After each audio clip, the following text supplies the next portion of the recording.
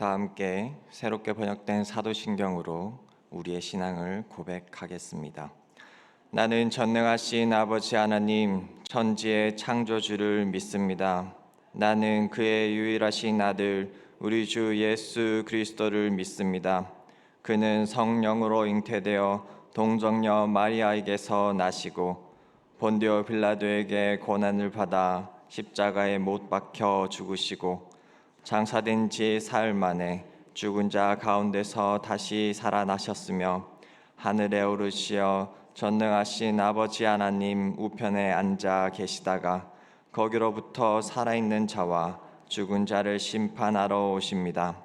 나는 성령을 믿으며 거룩한 공교회와 성도의 교제와 죄를 용서받는 것과 몸의 부활과 영생을 믿습니다. 아멘.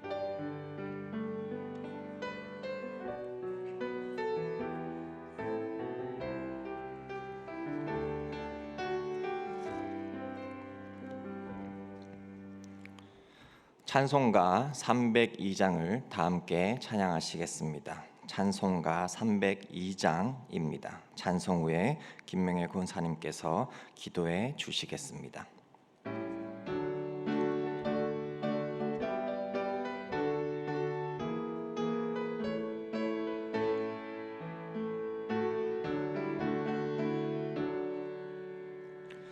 내 주 하나님 넓고 큰 은혜는 저 큰 바다보다 깊다. 너 곧 닷줄을 끌러 깊은 데로 저 한가운데 가보라. 언덕을 떠나서 창파에 배 띄워 내 주 예수 은혜의 바다로 내 맘껏 져가라. 왜 너 인생은 언제나 거기서 저 큰 바다 물결 보고 금이 모르는 깊은 파도 속을 한 번에 하려 안 보나. 언덕을 떠나서 창파에 배 띄어 내 주 예수 은혜의 바다로 내 맘껏 져가라. 많은 사람이 얕은 물가에서 저 큰 바다 가려다가 찰싹거리는 작은 파도 보고 마음 약하여 못 가네.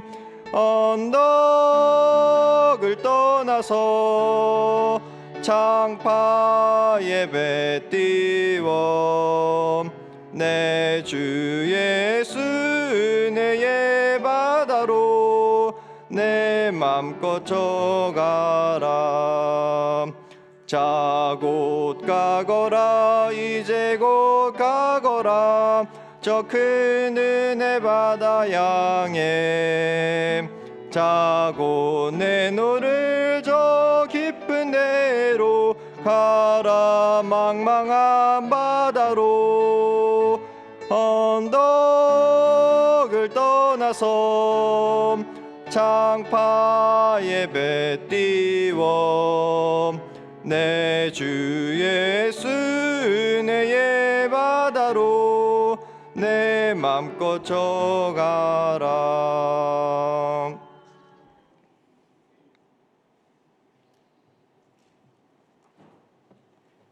사랑의 주님, 늘 주님 앞에 부족한 저희들이지만 주님의 자녀 삼아주시고 예수님의 공로 의지하여 예배의 자리에 모여 예배드릴 수 있도록 모든 여건과 환경을 허락해 주신 하나님 감사드립니다.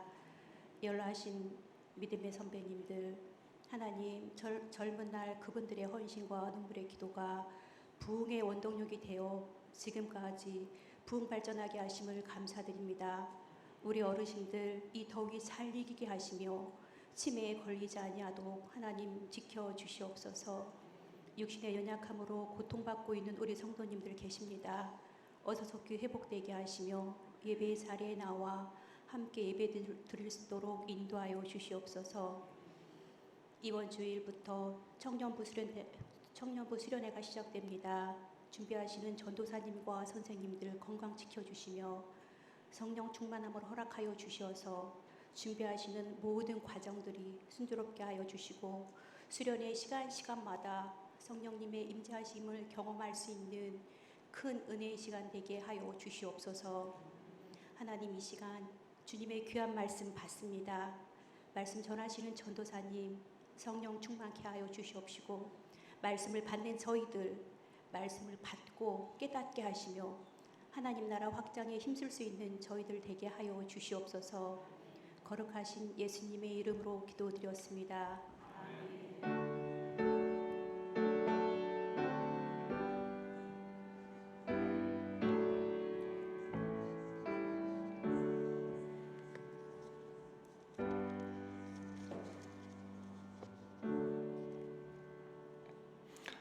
오늘 우리에게 주시는 하나님의 말씀은 마태복음 9장 9절에서 13절의 말씀입니다.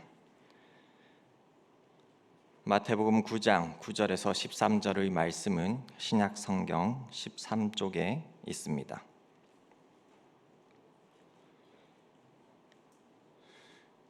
기록된 하나님의 말씀입니다.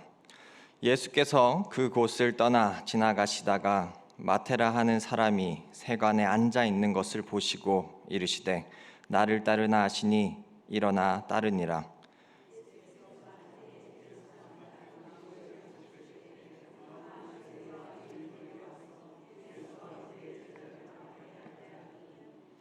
바리새인들이 보고 그의 제자들에게 이르되 어찌하여 너희 선생은 세리와 죄인들과 함께 잡수시느냐?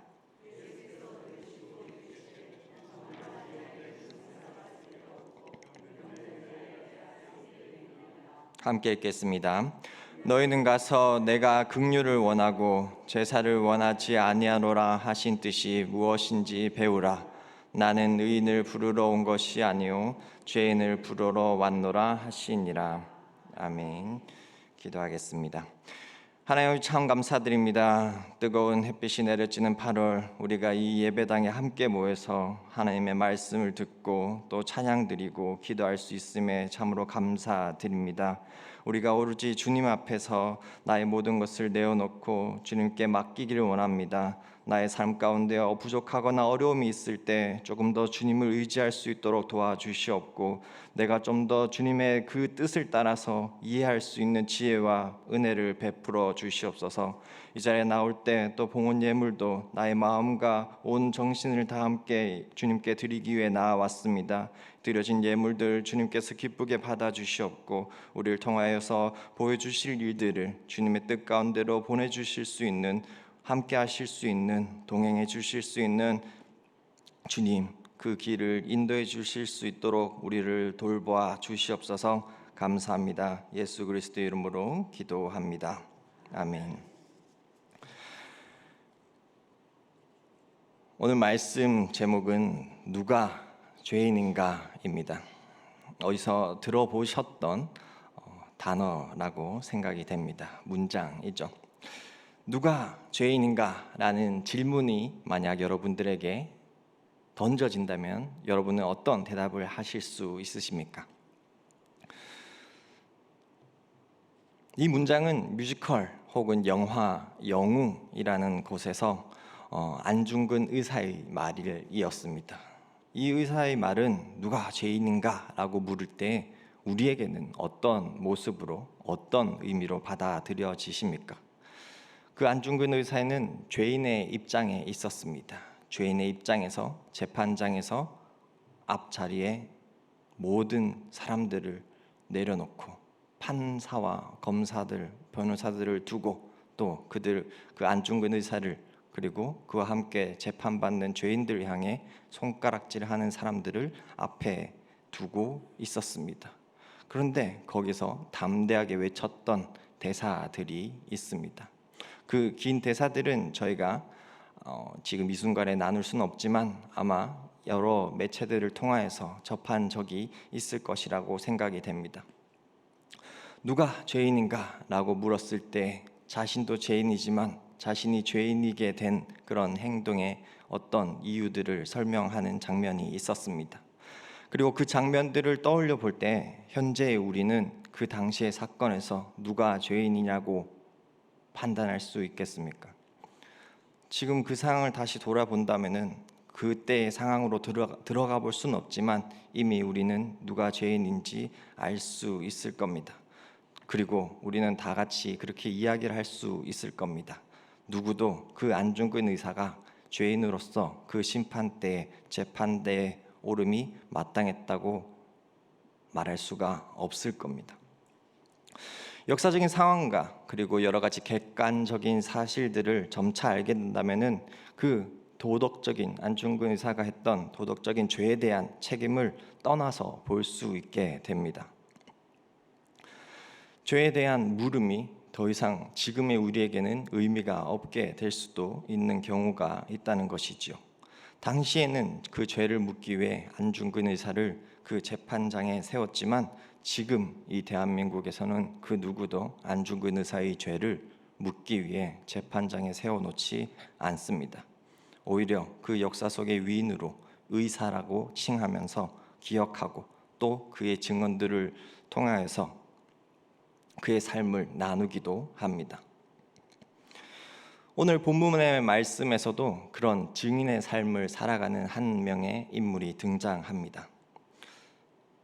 어떤 증인의 삶을 살아가고 계십니까? 여러분들은 사도행전 1장 8절에 이런 말씀이 있습니다. 오직 성령이 너희에게 임하시면 너희가 권능을 받고 예루살렘과 온 유대와 사마리아 땅끝까지 이르러 내 증인이 되리라 하시니라. 맞습니다. 증인의 삶은 오늘 본문뿐만 아니고 우리가 나아가야 길이고 우리 또한 살아가야 할 증인의 삶이라고 우리는 알 수 있습니다. 우리 모두는 증인입니다. 그리고 우리는 그런 성령 충만한 삶을 살아갈 때에 어떤 삶을 살아가야 할지 분명히 잘 알고 있습니다. 특별히 오늘 본문 말씀 마태를 통하여서 그 증인의 삶을 조금 더 살펴보려고 합니다. 본문인 마태복음의 저자는 누구입니까? 마태입니다. 예수님의 12제자였던 12제자의 중에 한 명이었던 마태였습니다. 이 마태복음의 저자인 마태가 예수님의 제자가 되었던 순간, 그 순간이 기록되어 있는 부분을 우리가 함께 읽었습니다. 이 사건이 일어나는 공간과 어떤 시간적인 배경을 본다면은 예수님께서는 그 마태를 부르시기 이전에 다른 제자들을 먼저 부르신 이후에 이 마태에게 찾아와 주셨습니다. 12명의 전체의 어떤 제자들의 부름에 대한 순서들이 나열되어 있지는 않지만 요한복음에 기록된 기준으로 볼 때면 안드레, 베드로, 빌립, 나다나엘을 먼저 부르셨고 그리고 가버나움에 이르러서 베드로, 안드레, 요한, 야고보를 불러주셨습니다. 그리고 나서 그 다음에 오늘 별칭이 레위인 세리 마태를 불러주신 것이었습니다. 마태는 어떤 사람이었습니까? 우리가 익히 그 마태라는 이름을 그냥 마태라고 부르지 않고 세리 마태라고 부르는 것처럼 마태는 세리였습니다. 그리고 마태의 고향은 그 가버나움 지역이었습니다. 갈릴리 호수의 북쪽 끝에 가까이 있는 어촌 마을이었습니다. 그리고 꼭대기에 있었기 때문에 강을 건너지 않는 사람들이 육로를 통해서 지나가는 사람들이 항상 거쳐가는 장소였습니다. 그리고 다른 사람들뿐만 아니고 예수님 또한 갈릴리의 왼편이나 우편으로 다니실 때 많이 들리신 동네였습니다. 자주 가시던 곳이기도 했고 동시에 거기서 사신 적도 있으셨습니다. 그렇기 때문에 당시에 엄청나게 번성했던 도시 가운데 하나였습니다. 그 가버나움에서는 모여 사는 사람들이 많이 있었습니다. 그렇기 때문에 당시에 그 이스라엘이 독립된 나라로 있지 못했을 때 로마의 지배를 받고 있었을 때 로마의 입장에서는 그 가브나움 지역에 관리가 필요했습니다. 사람들이 모이게 되니 때문에 그 로마에서 세금을 걷기 위한 세관도 필요했었습니다. 그리고 큰 회당도 있었습니다. 이 회당에서 예수님이 행했던 기적들도 이적들도 굉장히 많이 있었습니다.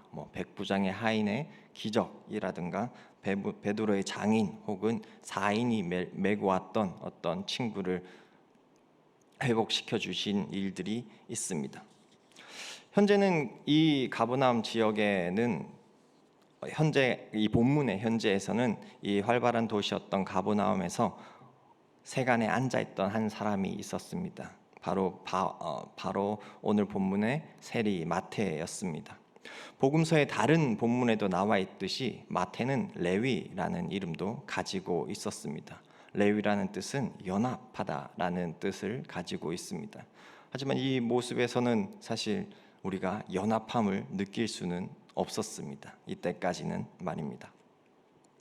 세리는 어떤 직업이었습니까? 로마의 세금을 걷어서 납부하는 역할을 하는 사람이었습니다. 그렇기 때문에 직업으로 보면 부유한 직업에 해당되었습니다. 당시의 부자가 누렸던 어떤 재력이나 그리고 지위들을 다 가지고 있었습니다.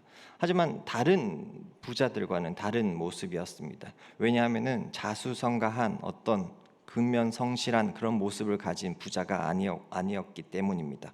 여느 부자와 달리 그 세리라는 직업은 세금 징수원의 역할을 함으로써 그 세금의 납부처가 로마인 경우에 그 이스라엘 사람들이 자신의 민족들에게서 세금을 벗어서 로마에게 냈던 것으로 그 부를 축적했기 때문입니다.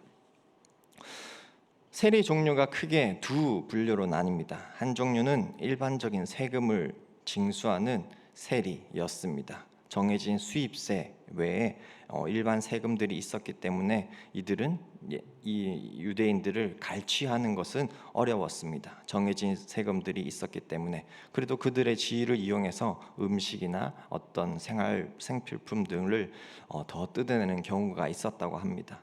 두 번째 세리의 종류는 오늘 세간에 앉아 있는 세리였습니다. 원어로는 모케스라고도 하기도 하는데 이는 주로 관세들을 걷게 되어 있었습니다. 이런 경우에서는 많은 세리들이 성경에 나와 있는 그리고 우리가 인식하는 것과 마찬가지로 이 세리가 정해져 있는 관세 이외에도 추가적인 세금을 더 붙여서 그 이득을 자신이 취하던 것이 을에 있었던 일이었습니다. 그리고 그것으로 인해서 자신이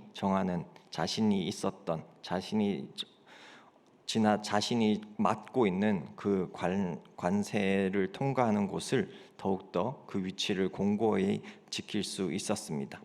마태는 그 중에 후자에 택하는 세간에서 세금을 착복했던 세리였습니다. 그리스도 예수님께서 그 마태를 부르시기 위해 만났을 때 마태는 세관에 앉아 있었습니다. 그 직업의 좋고 나쁨을 떠나서 나머지 제자들을 또한 어부의 역할들을 충실히 하고 있을 때 불림 받았습니다. 그리고 이 마태 또한 그 역할의 좋고 나쁨을 떠나서 자신이 맡은 일을 열심히 하고 있었습니다. 그 세간에 앉아 얼마나 열심히 집중했는지 잘 알지는 못합니다. 하지만 다른 사람들이 보기에는 유대 민족의 모습에서 보기에는 그들이 성실하게 일하면 일할수록 세리 마태가 성실하면 성실할수록 그들에게는 전혀 정직하지 못하고 피해를 입히는 일이었기 때문에 좋지 않은 모습이었습니다. 때문에 유대인들은 많은 세리들을 친하게 지내는 것은 고사하고 멀리 했습니다. 때문에 이스라엘 백성들은 이 세리를 죄인 혹은 이방인으로마저 취급했습니다. 당시에 이방인으로 취급한다는 것은 하나님께 속하지 못한 자로서 하나님의 백성으로서 거룩함을 입지 못한다는 것으로 그들의 구성원 안에서 속하지 않다고 말하는 것이었습니다. 그리고 그렇기 때문에 그런 세리들을 더욱더 배척하기도 하고 비난하는 것이 이스라엘 백성의 입장에서는 어쩌면 당연한 일이었는지도 모르겠습니다. 모든 이스라엘 사람들은 세리를 죄인으로 보았습니다. 세리들 또한 그런 인식 가운데 당당하지 못했을 겁니다. 더욱더 움츠러 가기도 하면서 그 로마에 대한 압박도 있었기 때문에 더욱더 자신의 민족들을 압박했을 것입니다. 그런데 오늘 큰 변화의 사건이 일어나게 됩니다. 오늘 예수님께서 그런 세리 마태를 불러주셨습니다. 과거에 마태가 그 예수님을 그리스도를 찾거나 따르려고 했는지 혹은 알고 있었는지에 대한 기록은 자세히 찾아볼 수가 없습니다. 분명 그 가버나움 지역에서는 예수님께서 활동하신 지역이었습니다. 때문에 그리고 마태가 위치한 곳과 예수님이 주로 활동했던 그 장소가 비슷한 곳이었기 때문에 사람들이 가장 많이 다니는 곳에 있었기 때문에 예수님의 존재를 알고 있었을 것이라고 생각이 됩니다. 하지만 이 세리 마태의 반응을 보니 그런 예수님의 사역과는 달리 자신의 일에 집중을 해서 혹은 전혀 관심이 없었는지 마태가 반응하는 모습이 예수님을 잘 알고 있는 느낌은 아니었습니다. 이 세관에 앉아 있을 때 예수님께서 그 마태를 부르실 때 마태는 그리스도를 쫓지 않는 무리 가운데 있었습니다. 그러니 예수님을 잘 아는 사람들, 예수님을 따르기 위해서 모여 다니는 사람들과 한 걸음 혹은 저 멀리 떨어져서 예수님을 마주하고 있었던 것입니다. 그토록 많은 활동을 했는데도 불구하고 말입니다. 그런 예수님께서 다른 사람도 아니고 그 세리 마태를 향해서 먼저 말씀해 주셨습니다. 뭐라고 말씀해 주셨습니까? 나를 따르라, 나를 쫓으라 라고 말씀해 주셨습니다. 그리고 그 사이에 어떤 상황들이 있었는지는 자세히 적혀 있지는 않습니다. 마태는 그 순간 일어나서 예수 그리스도를 따랐다고 되어 있습니다. 여기서 한 가지 짚고 넘어가고 싶은 것이 하나 있습니다. 우리는 때론 내가 어느 날 갑자기 교회를 가고 싶어졌다, 내가 그리스도 예수를 믿기 시작했다라고 믿는 순간이 있습니다. 내가 예수님을 따르기로 다짐하고 나의 의지로 예수님을 만났다고 생각을 했던 적도 있습니다. 하지만 이 마태의 모습을 보게 되면은 우리는 분명 내가 예수님을 찾은 것이 아니고 내가 세상 가운데 속해 있을 때 예수님께서 나를 찾아주셨습니다. 우리가 그리스도를 따르기로 택한 것이 아니고 그리스도 예수께서 우리를 택하신 것입니다. 그리고 그 사실을 한 번씩 깨달을 때면 저 스스로도 그렇고 예수를 믿고 따르는 것은 물론 신앙생활을 하는 것 모든 것이 하나하나가 예수님의 은혜 가운데 있어야만 가능한 것임을 스스로 깨닫게 됩니다. 그리고 이런 사실 하나에 감사하는 우리 모두가 되기를 바랍니다. 마태 또한 마찬가지였습니다. 마태는 순종을 거절하거나 미루지 않았습니다. 마태는 그 음성을 들었던 즉시 응답했습니다. 예수님을 따르는 것이 어떠한 삶이었습니까? 이미 예수님을 따르던 제자들의 모습을 통해서 예수님을 따르는 것이 어떠한 삶인지 유추할 수 있었을 겁니다. 예수님의 먼저 제자 되었던 사람들은 그들의 업을 전부 다 버려두고 예수님만을 쫓았습니다. 하루 이틀 그저 따라다니는, 말씀을 듣고 그날 저녁에 집으로 돌아가는 일정이 아니었습니다. 모든 삶을 예수님의 방향으로 함께 동행하겠다는 것이었습니다. 세리 마태의 입장을 생각해 보면 더욱더 이해가 가지 않는 상황입니다. 그가 어떻게 그 자리에 있었던 세리로서 그 세관에서 착복했던 그런 부와 명예들 그리고 재력과 지위들을 다 놓을 수 있었는지 우리의 생각으로는 이해할 수가 없습니다. 하나님의 은혜 가운데 그 마태가 그 예수님의 부르심에 응답하고 따랐습니다. 모든 인간적인 반대를 무릅쓰고 인식들을 깨어 부수고 물리쳤습니다.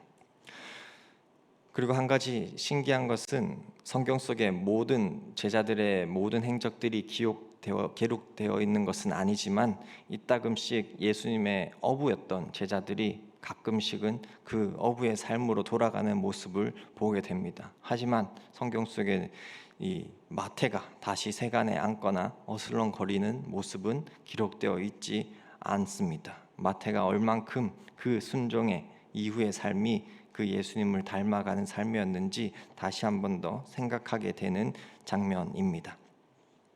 10절 말씀에 예수님께서 그 마태의 집에 앉아서 음식을 잡수실 때에 많은 세리와 죄인들이 와서 그 제자들과 함께 앉았다고 나타나 있습니다. 지금도 비슷하지만 집에 초대해서 함께 밥을 먹는다는 것은 중요한 의미가 있습니다. 특별히 이 유대 사회에서는 함께 식사를 나눈다는 것은 그냥 친구로서의 의미가 아니고 상호 간의 인정이 있고 어떤 애정이 있고 또 평화와 사랑을 의미하기도 합니다. 그리고 같은 그 언약 공동체, 하나님의 백성이라는 그 공동체의 확인을 의미하는 표시이기도 했습니다. 예수께서 마태의 집에 앉아 음식을 잡수실 때 마태가 아닌 다른 제자들은 제자로 부르심을 받았을 때 어떤 특별한 환영이나 대접을 하지는 못했던 것 같습니다. 어떤 재력적인 여유가 없었을 수도 있지만 기록되지 않은 다른 형태로 표현을 했을 수는 있습니다. 하지만 이 부분에 대해서 복음서마다 조금 다르게 기록되어 있는 모습을 보게 됩니다. 다른 복음서에서는 마태의 집이라고 그냥 기록했고 또 큰 잔치라고도 기록을 하는 부분을 찾을 수가 있습니다. 큰 잔치라고 기록을 함으로써 이 잔치가 흔히 있었던 어떤 식탁 교제의 그 상황이 아니고 그보다 더 큰 범위였다고 말씀해 주고 계십니다. 마태복음 원문을 보면은 그 스스로가 자신의 사건들을 기록할 때에도 그 집에라고만 기록을 했습니다. 그것이 잔치였다고도 말하지도 않고 단지 예수님께서 그 집에 앉아 음식을 잡수셨다고만 기록이 되어 있습니다. 하지만 다른 복음서에는 조금 전에 말씀드렸던 것처럼 큰 잔치라고 기록되어 있다고 말씀드렸습니다. 자신의 행실에 대해서 어떻게 보면은 인색하게 말했던 스스로의 큰 잔치를 여는 것을 자화자찬하지 않았던 겸손한 모습이었다는 것을 우리가 한 번 더 알 수 있습니다. 세리임에도 불구하고 우리가 익히 알고 있었던 그 세리의 이미지와는 달리 그 예수님을 마음에 모시기로 한 순간 이후에 했던 행동들은 너무나도 넓은 마음에 세리의 이미지와 다른 모습이었습니다. 착복했던 사람이 맞는지도 의심스럽고 악독한 모습도 전혀 보이지 않았습니다. 그리고 또 한 가지는 예수님과 그 제자들만 초대한 것이 아니었습니다. 그의 제자들도 그와 함께 오도록 초대했습니다. 그리고 제자들까지만 초대한 것도 아니었습니다. 그 뒤에 보면은 마태는 많은 세리들과 죄인들도 또한 초대했습니다. 그리고 그 초대하는 상황은 어떤 모습인지 생각해 보니 아마 그리스도를 만나보도록 모든 그 세리들과 죄인들에게 한 번 더 소개하는 계기가 되었던 것 같습니다. 세리는 마태와 같은 무리에 있던 사람들을 그 잔치집에 데리고 온 것입니다. 완전히 그리스도에게로 인도된 사람들은 그 다른 사람들 또한 역시 그 예수님에게로 인도될 수 있다고 생각이 됩니다. 그리고 그렇게 되기를 바라면서 마태가 일말의 희망을 가지고 다른 세리들과 재리들을 초대했는지도 모릅니다. 그리고 그 일을 위하여서 우리들 또한 그 예수님의 먼저 제자된 우리가 다른 이들을 끌고 와야 합니다. 예수님 앞에 모셔놓고 이런 분이 예수님이시다. 예수님이 나에게 행하신 그리고 예수님의 말씀을 통해서 내가 살아가는 모습을 보라고 고백할 수 있어야 합니다. 세리의 역할을 떠나보내고 그리고 예수님을 따르기로 한 마태에게는 어쩌면 송별회의 역할도 같았다고 생각이 됩니다. 이 순간 이후로 이미 예수님께서 부르시던 그 순간부터 마태의 삶은 그 세리의 삶으로부터 완전히 벗어나 있었습니다. 이미 다른 제자들, 먼저 제자된 사람들과 함께 예수 그리스도를 따랐음을 우리는 한 번 더 찾아볼 수가 있게 됩니다.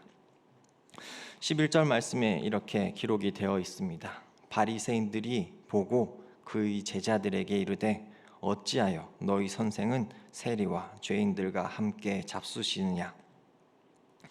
당시의 유대 종교 지도자들은 율법을 어기고 하나님의 계명을 지키지 않는다면서 그런 죄인들과 세리들과 함께 자리에 하지 않았습니다. 그렇지만 이 마태는 그런 세리들과 죄인들과 함께 식탁에 있었습니다. 그리고 그 자리에는 예수님과 제자도 함께 했다고 나타나 있었습니다. 그런 모습을 보니 그 당시의 사람들은 유대 종교 지도자라고 하는 사람들은 하나님께 저주받아야 마땅하다고 여겼고 이런 행동을 트집을 잡아서 이야기하고 있는 겁니다. 그리고 특히 그 바리새인이라는 사람들은 당시에 그 율법에 의지해서 죄를 피하는데 아주 엄격했습니다. 경건주의자들이 많아서 그런 자신들이 정해놓은 그 경건의 규율에 맞춰서 경건의 모양을 갖추는데 그보다는 더한 사람들이 없기도 했습니다. 하지만 조금 우스운 것은 정면으로 그리스도를 트집잡을 용기가 없었는지 선생인 예수님께 나타나 말씀한 것이 아니고 그들의 제자들에게 가서 시비 거는 모습입니다. 그렇기 때문에 우리는 예수님을 먼저 믿게 된 제자들로서 우리 또한 세상의 핍박과 박해를 받을 수밖에 없습니다. 우리에게 어려움이 닥쳐올 때는 예수님을 우리가 얼만큼 잘 따르고 있는지, 그리고 예수님이 하신 말씀을 얼만큼 그들에게 설명해 줄 수 있는지 준비가 되어 있는 모습을 스스로 돌아볼 줄도 알아야겠습니다. 그리고 이런 질문에 다른 사람이 대답한 것이 아닙니다. 내가 알고 있는 것을 그대로 대답하지 않았습니다.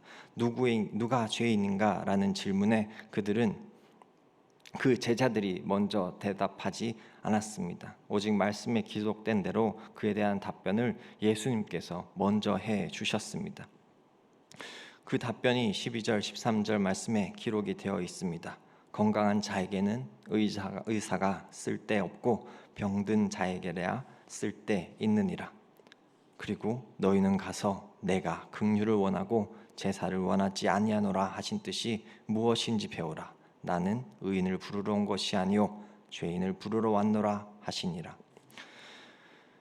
건강한 자에게는 의원이 쓸데없습니다. 맞습니다. 병든 자에게만 찾는 곳이 의원입니다. 병원입니다. 그리고 여기에 나왔던 이 마태, 그리고 그 세리와 죄인들은 병든 사람들이었습니다. 병든 상태였습니다. 육체적으로는 물론 건강한 체력을 가지고 운동을 열심히 하는 사람일 수도 있었습니다. 하지만 그들은 진정으로는 영적으로 자신들을 치료하고 도울 사람을 필요로 해야 했습니다. 그러나 바리새인들은 자신들을 아픈 사람이라고 또는 병든 자라고 여기지 않았습니다. 자신들은 그런 사람이 필요하지 않다고 생각을 했습니다. 자신들이 지키고 있는 어떤 율법적인 모습만을 고수하면서 경건한 삶은 한 채 오류도 없이 나아가고 있기 때문에 치료가 필요 없다고 생각하는 사람들도 많이 있었습니다. 그러니 그런 죄의 행동들, 죄의 말들은 영혼의 병이었고 사람들을 약하게 하고 불안해하고 또 황폐하게도 합니다. 그렇기 때문에 이 바리새인들에게 더욱더 예수님께서는 다른 죄인들과 세리들을 먼저 챙기면서 하나님께서 그 예수 그리스도에게 맡겨진 영혼들이라는 것을 한 번 더 이야기를 해 주셨습니다. 그 바리새인들에게 예수님이 더욱더 필요했다는 사실입니다. 다른 사람이 도울 수가 없었습니다. 이를 깨닫지 못하고 많은 사람들이 나는 건강한데, 나는 온전한데, 나는 완전한데, 나는 이미 충분한데 라고 말하고 있다면 그 병은 치료받지 못할 겁니다. 오로지 예수님께로 나아와야지만 그 병든 몸을 이끌고 치료해 주시는 유일하신 분이신 예수님께로 나아와야만 우리가 회복받을 수 있을 것입니다. 그리고 13절에 계속해서 이러저런 너희는 가서라는 말로 무슨 뜻인지 배우라라고 말씀을 해 주십니다. 사실 이 바리새인들은 잘 배운 사람들이었습니다. 지식인이었고 지도자였기 때문에 다른 일반 백성들보다 똑똑하다고 여김을 받는 사람이었습니다.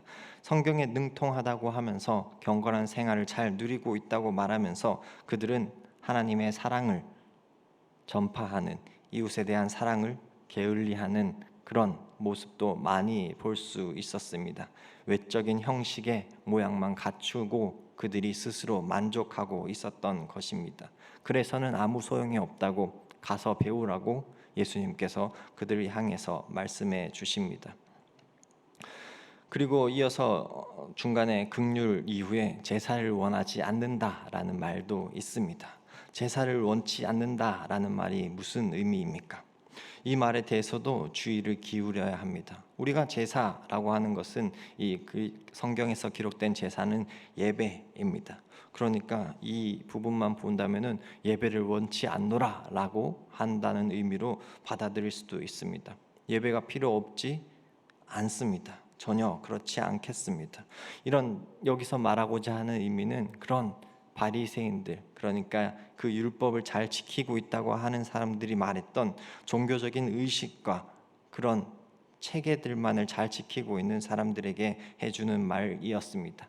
그런 의식들이 있음과는 별개로 소외된 자들에게 베푸는 어떤 긍휼과 그런 사랑과 자비를 우선적으로 여기신다는 뜻이었습니다.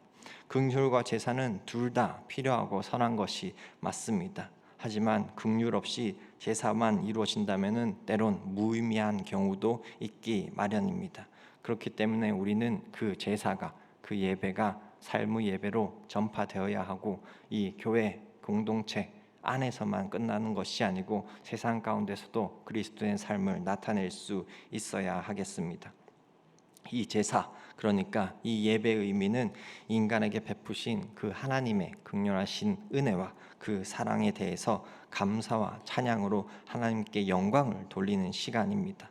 예배의 핵심 또한 긍휼과 그 사랑인 것도 마찬가지입니다. 하지만 그 긍휼과 사랑이 없다면은 예배의 자리에 앉아 있더라도 이 바리새인들의 모습처럼 율법을 경건하게 지키고 있음에도 불구하고 예배가 아니게 되었음을 짚어주고 계신 것입니다. 13절 말씀 다시 한번 더 읽어드리겠습니다. 내가 의인을 부르러 온 것이 아니고 죄인을 부르러 왔노라. 그러므로 나는 세리들과 교제해야 된다라고 말씀을 해 주십니다. 예수님께서 오신 목적은 죄인들을 회개하도록 부르시는 것이 목적이었습니다. 예수님께서는 의인을 위하여 오신 것이 아니었습니다. 의인은 사실 이 세상 가운데 의인은 있을 수가 없습니다.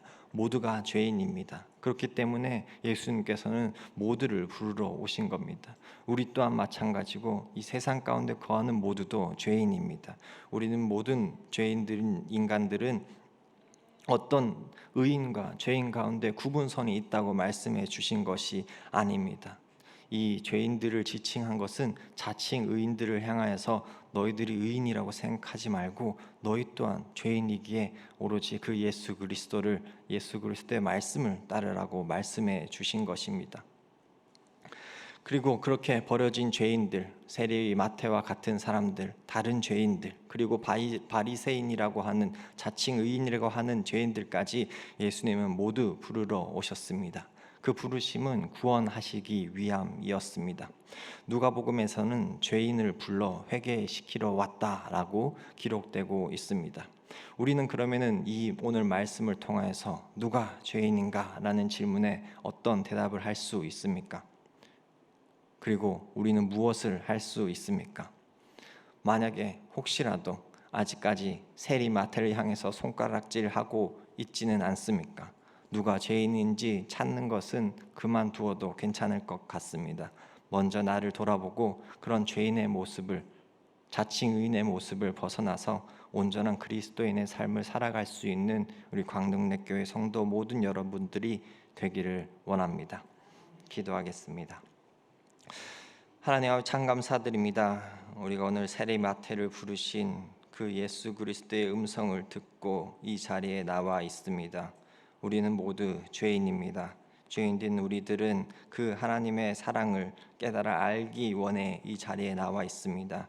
주님께서 베푸신 그 긍휼과 사랑을 우리가 받아 누리게 나와 있습니다. 하지만 거기에서 끝나서는 안 됩니다. 우리가 그 제사에 만족해서는 안 됩니다. 그 제사가 삶의 예배로 변화되고 그 하나님께서 베풀어 주신 하나님 사랑과 이웃 사랑을 세상 가운데 전할 수 있는 우리 모두가 되기를 원합니다. 나의 딱딱한 마음을, 굳은 마음을 만져 주시옵고 나에게 지혜가 없다면은 은혜를 베풀어 주셔서 깨닫는 지혜도 부어 주시옵소서. 나에게 부족한 어떤 재력이나 마음들이 있다면 그 마음 또한 다듬어서 우리를 깨닫게 도와주시옵소서. 언제나 우리를 지켜주시고 우리와 함께 해주실 때 나는 아무것도 아니기 때문에 주님께서 함께 해주실 때에만이 내가 나로 바로 설 수 있고 그리스도를 따라가는 그리스도인으로 불림을 받을 수 있음을 고백합니다. 세리마태의 모습처럼 우리가 나의 삶을, 나의 욕심들을 내려놓고 주님만을 의지할 수 있는 우리 광릉내교회 성도들 모두가 되기를 바랍니다. 우리를 지금 이 순간에도 사랑해 주시는 예수 그리스도의 이름으로 기도합니다. 아멘. 찬송가 304장을 다 함께 찬양하시겠습니다. 찬송가 304장입니다.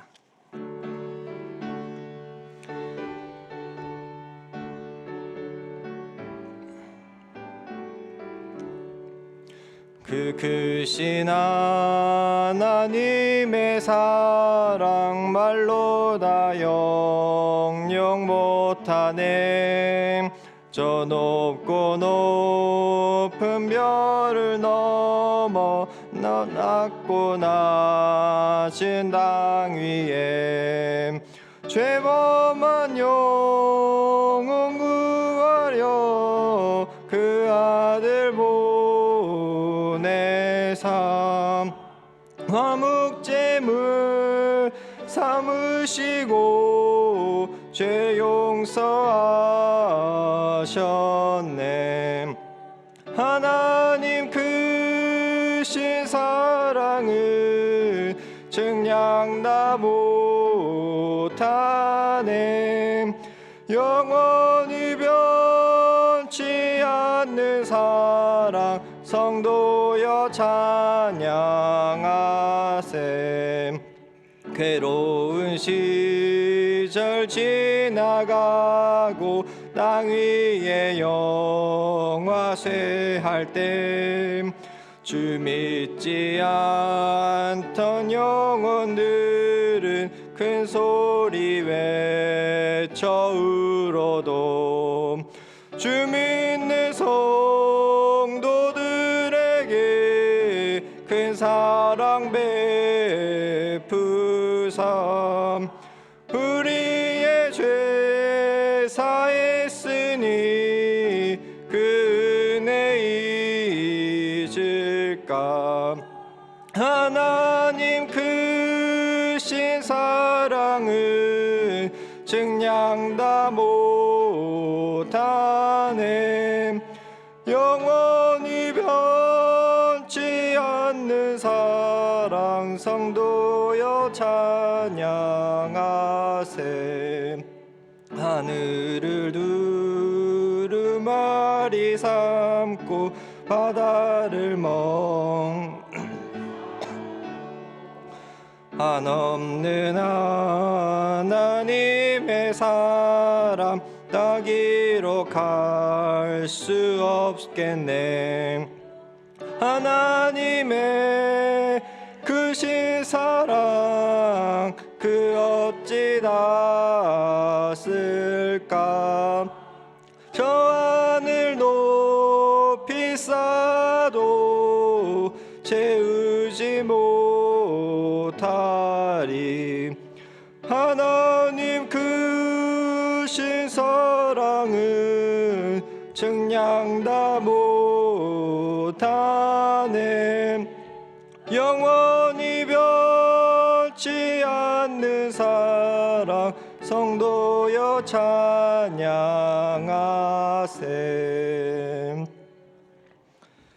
교회 소식을 전해드립니다. 이번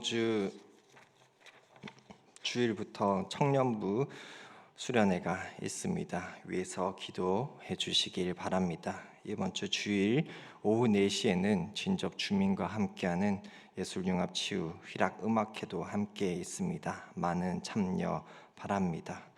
성교학교 동북노회 주관으로 이루어지는 성교학교도 있습니다. 관심 있는 분들은 포스트를 참고해서 신청해 주시기를 바랍니다. 그 외 다른 소식들은 주보를 참고하여 주시기를 바랍니다. 주님께서 가르쳐주신 기도로 수요 예배를 마치겠습니다. 하늘에 계신 우리 아버지여, 이름이 거룩히 여김을 받으시오며 나라 임하옵시며 뜻이 하늘에서 이룬 것 같이 땅에서도 이루어지이다. 오늘날 우리에게 일용할 양식을 주옵시고 우리가 우리에게 죄 지은 자를 사하여 준 것 같이 우리의 죄를 사하여 주옵시고 우리를 시험에 들게 하지 마옵시고 다만 악에서 구하옵소서. 대개의 나라와 권세와 영광이 아버지께 영원히 있사옵나이다. 아멘.